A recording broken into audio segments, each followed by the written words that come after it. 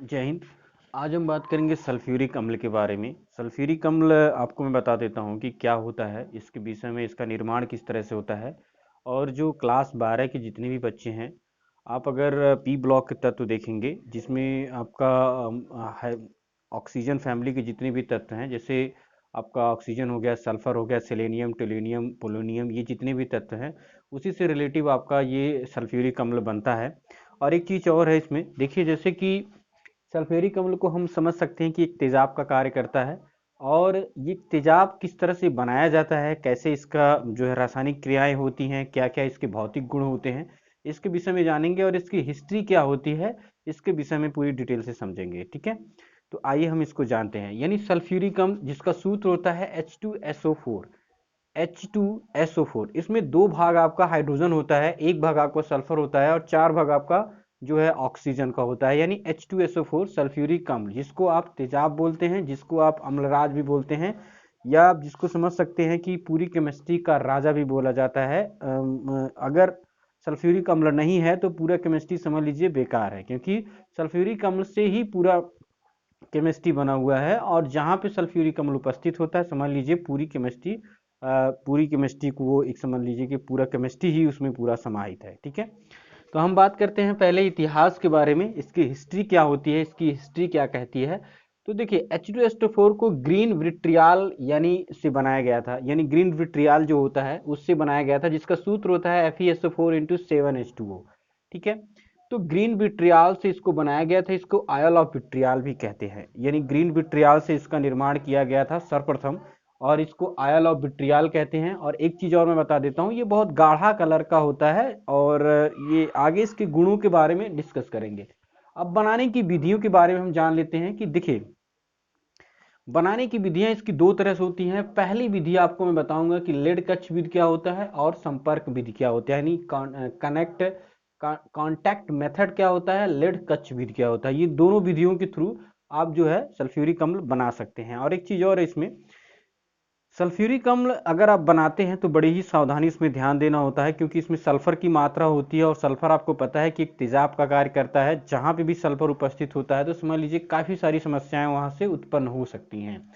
तो देखिए, हम पहली विधि जो अपनाते हैं इसमें सल्फर ट्राईऑक्साइड को जल में प्रवाहित करके। सल्फर ट्राईऑक्साइड का क्या सूत्र होता है, SO3। यानी SO3 को जब आप जल में उसको विलय कर देते हैं तो आपका कौन सा बन जाता है, H2SO4 का निर्माण हो जाता है। यहाँ से आप SO3 लेते हैं प्लस H2O लेते हैं, तो जब इन दोनों को आपस में मिला दिया जाता है तो आपका H2SO4 का निर्माण हो जाता है। ठीक है, दूसरा एक मेथड होता है कि SO2 यानी सल्फर डाइऑक्साइड में जली विलयन में आप ओजोन को प्रवाहित कर देते हैं। जैसे ओजोन आपको पता है कि ओजोन एक ऐसी गैस होती है जो कि एक विषैली गैस होती है। अगर वायुमंडल में इसकी मात्रा बढ़ जाती है तो पूरे वायुमंडल को विषैला बना देती है। इसलिए ओजोन की एक परत पाई जाती है, ना कि ये वायुमंडल में पाई जाती है। ओजोन के बारे में आपको बता देता हूँ, ओजोन एक बहुत ही बढ़िया जो है ऑक्सीकारक का कार्य करती है। मतलब किसी चीज से कलर को हटाने या उस पर कलर चढ़ाने का कार्य बहुत तेजी से ओजोन कार्य करती है।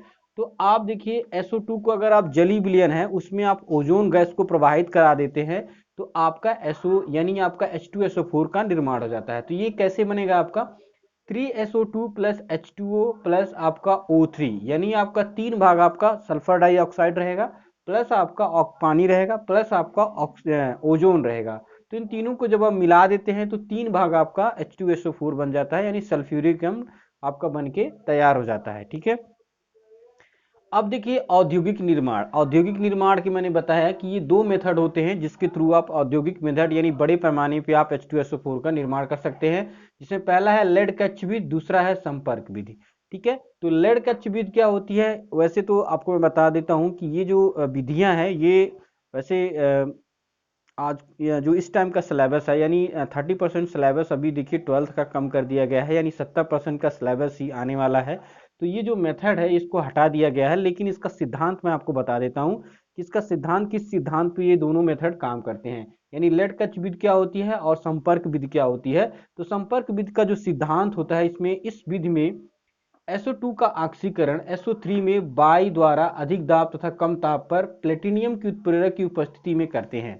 यानी SO2 को आपको क्या करना है, सल्फर डाइऑक्साइड को आपको अधिक टेम्परेचर और कम तापमान की उपस्थिति में उसे SO3 में कन्वर्ट कर दिया जाता है। किसकी उपस्थिति में, प्लेटिनियम की उपस्थिति में, यानी प्लेटिनियम की जाली लगाकर आप क्या करेंगे, SO2 को आप SO3 में कन्वर्ट कर देंगे। तो ये जो रिएक्शन है आपका 2SO2 + O2, यानी जो चैम्बर होता है, चैम्बर में आपका ऑक्सीजन रहेगा रहेगा।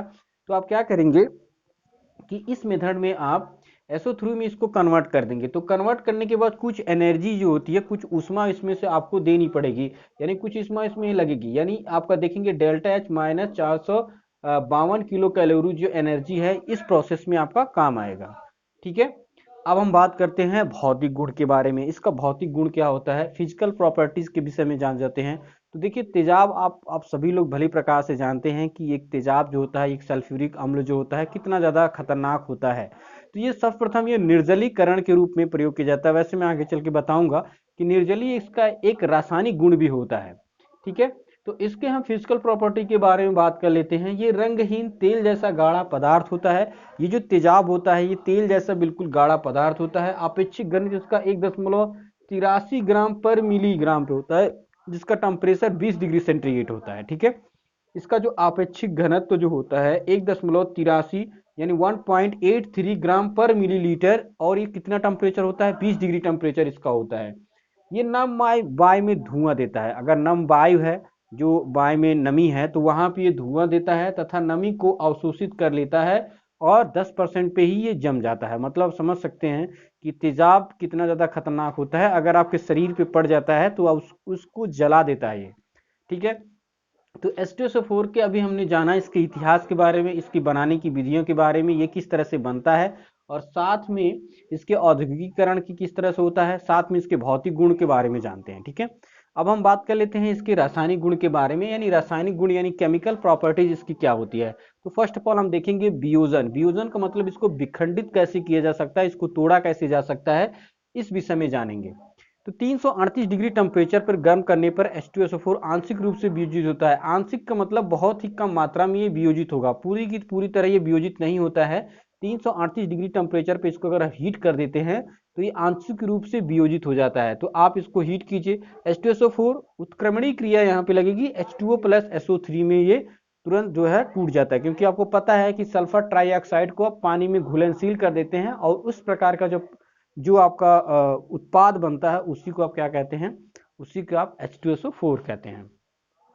अब दूसरे गुण के बारे में बात करते हैं, आक्सीकारक गुण। आक्सीकारक का मतलब होता है कि किसी चीज को आक्सीकृत कर देना, यानी कोई भी चीज है तो उसको हटा देना। आक्सीकरण या अपचयन आपको बताया गया होगा आपकी सभी को कि अपचयन क्या होता है। अपचयन का मतलब होता है इलेक्ट्रॉन को दे देना और अपने ऊपर प्लस चार्ज लगा देना, लेकिन आक्सीकरण का मतलब होता है इलेक्ट्रॉन को ग्रहण कर लेना या अपनी तरफ जो है इलेक्ट्रॉन को आकर्षित कर लेना।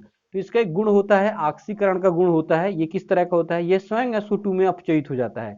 ऑक्सीकरण का मतलब होता है आप जैसे ऑक्सीजन है, ऑक्सीजन और ओजोन जो जिस तरह की गैसें होती हैं वो ऑक्सीकरण का बहुत ज्यादा कार्य करती हैं। तो H2SO4 जो है स्वयं SO2 में अपचयित हो जाता है। अपचयित मतलब टूट जाता है, पहले पानी में, फिर आपका SO2, फिर आपका एक भाग आपका जो नवजात ऑक्सीजन है वो बाहर निकलता है और उसी के कारण जो है ऑक्सीकरण की प्रक्रिया संपन्न होती है। इसमें देखिए कार्बन को किसमें अपचयित कर देता है, CO2 में, प्लस आपका SO2 में ये खुद अपचयित हो जाता है। यानी कार्बन से जब आप क्रिया कराते हैं, किसी कार्बन के ऊपर आप अगर H2SO4 डाल देते हैं तो आपका CO2 बनेगा +2H2O +2SO2 बनेगा, यानी सल्फर डाइऑक्साइड, कार्बन डाइऑक्साइड और पानी की मात्रा भी यहाँ पे निकलेगी। निर्जलीक कारक के रूप में, निर्जलीक कारक का मतलब होता है कि अगर ये किसी पानी वाली चीजों पे पड़ जाता है, मान लीजिए आपके स्किन पे पड़ जाता है, तो वहां से पानी को बाहर निकाल लेता है, यानी खींच लेता है, जिसकी वजह से तेजाब पड़ने से कोई भी आपके स्किन या कोई भी पदार्थ होता है वो जल जाता है। तो मान लीजिए आपने चीनी लिया, चीनी का जो सूत्र होता है C12H22O11 होता है। जब इस पे आप H2SO4 गिरा देते हैं तो उसमें सिर्फ कार्बन बचता है और पानी को बाहर निकाल देता है। ठीक है, तो 12C प्लस आपका 11H2O बचता है इस प्रक्रम के थ्रू। इसलिए जो तेजाब होता है वो निर्जलीक कारक का कार्य करता है, और कहीं पे भी अगर आप तेजाब डाल देते हैं या H2SO4 डाल देते हैं तो वहां से जो है पानी को खींच के वो बाहर निकाल देता है और वहां पे सिर्फ कार्बन ही बचता है। विस्थापन अभिक्रियाएं, विस्थापन अभिक्रियाएं का मतलब होता है अगर आप H2SO4 जो होता है वो अधिक जो है अधिकांश वाष्पशील लवणों को उनके लवणों में विस्थापित कर देता है। जैसे मान लीजिए आप NaCl लिया और प्लस आप H2SO, अगर आप नमक के ऊपर H2SO4 डाल देते हैं तो उसका सल्फेट बना देगा, उसके लवण तुरंत बना देगा, यानी Na2SO4 प्लस 2HCl बना देता है। तो इस प्रक्रिया में आप देखेंगे NaCl यानी नमक के ऊपर अगर आप H2SO4 डाल देते हैं तो सोडियम सल्फेट प्लस आपका 2HCl का निर्माण करा देता है। ठीक है, अब हम बात कर लेते हैं उपयोग के बारे में, इसका उपयोग कहाँ कहाँ पे किया जाता है। तो उपयोग देखिए, प्रयोगशाला अभिकर्मक के रूप में किया जाता है। अभिकर्मक का मतलब होता है कि जब आप किसी भी प्रयोगशाला में कोई भी प्रयोग करते हैं तो वहां पे इन चीजों का प्रयोग करना होता है। जैसे आपका HCl हो गया, H2SO4 हो गया, HNO3 हो गया, NaOH हो गया, तो इन सारी चीजों का करना जरूरी होता है। इंपोर्टेंट जो आपके अम्ल होते हैं जैसे HCl, HNO3 आदि के निर्माण में भी इसका प्रयोग किया जाता है। कैल्शियम सुपरफॉस्फेट आदि उर्वरक बनाने में इसका प्रयोग किया जाता है। ये सारे चीज इसके उर्वरक या और भी चीजों को बनाने में इसका प्रयोग किया जाता है। औषधियां बनाने में इसका प्रयोग किया जाता है। अब बात कर लेते हैं हम H2SO4 की संरचना के बारे में। तो संरचना देखेंगे, इसकी पिरामिडीय संरचना होती है। मतलब अगर आप देखेंगे तो एक ऑक्सीजन यहाँ पे होता है डबल बॉन्ड के साथ, और एक ऑक्सीजन यहाँ पे होता है डबल बॉन्ड के साथ। एक आपका OH ग्रुप अलग होता है और एक OH ग्रुप यहाँ पे होता है, बीच में आपका सल्फर होता है, और साथ में अगर इनको मिला देंगे तो ये चतुष्फलकी संरचना बनेगी। चतुष्फलकी संरचना का निर्माण इस तरह से करता है। और यहाँ पे आप SO4 जो होता है ये भी एक तरह से चतुष्फलकी संरचना का निर्माण करता है। ठीक है, तो ये इसकी संरचना हो गई और सल्फ्यूरिक अम्ल की पूरी डिटेल हो गई, आप इसको देख सकते हैं। ठीक है, अगर आप हमारे चैनल पे नए हैं तो चैनल को आप लोग सब्सक्राइब कीजिएगा, बेल आइकन जरूर दबाइएगा और अपने दोस्तों को वीडियो शेयर कीजिएगा। वीडियो अच्छी लगती है तो लाइक जरूर कीजिएगा। आज के लिए बस इतना ही, और आगे हम नेक्स्ट वीडियो आपको मिलते रहेंगे। आपके सिलेबस, आपके टॉपिक्स, केमिस्ट्री, बायोलॉजी, फिजिक्स और जितने भी आपके वैकल्पिक सब्जेक्ट हैं उसके विषय में आपको मैं जानकारी देता रहूँगा। आप हमारे चैनल से जुड़े रहिए। ठीक है, आज के लिए बस इतना है, अभी के लिए बस जय हिंद।